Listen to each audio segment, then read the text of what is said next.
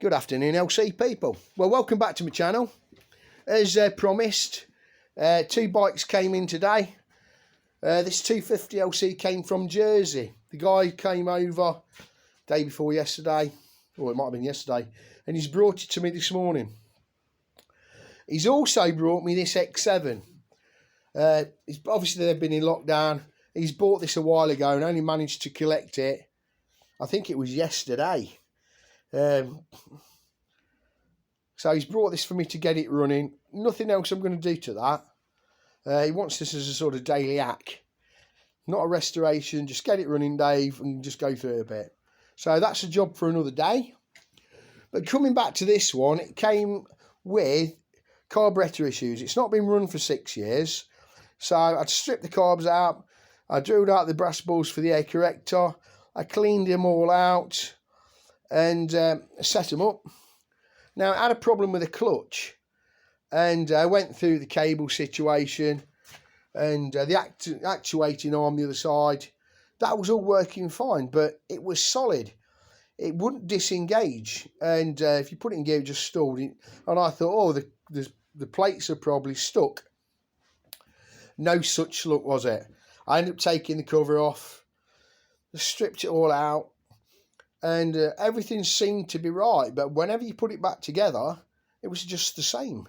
So I went through it all, went through the book, and there's plain steel plates as well as the friction. The frictions were intolerance, but the steel plates were 1.5 mil, and it doesn't tell you in the book the thickness of them. Now, we had some knocking about were 1 mil. So I'm thinking, okay, put those in it. Yeah, the clutch worked, but it slipped. So there's still something not right. So I went through it, took it to bits, put it back together. And at the end of the day, come down to the conclusion that the clutch springs on the basket must be heavy duty. So I swapped them out and it's instantly transformed the clutch. Can't really say what's gone on there, but it's been on and off a few times.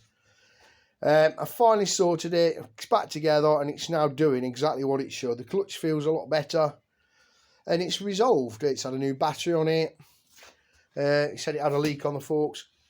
Couldn't find anything wrong there, no leakage anywhere. Moved the clocks down from under the top yoke, from over the top yoke to under the top yoke, as prescribed. And that's it. Put some fresh fuel in it, and she's good to go. So this will be leaving the workshop Sunday. It come in this morning, all the issues have been resolved, and it'll be going Sunday. Anyway, folks, if you want to see more LCs getting resurrected, brought back to life, or whatever other situation, then please continue to watch, subscribe, do your normal bits and pieces. Let's see, shall we, if it still goes. There we go.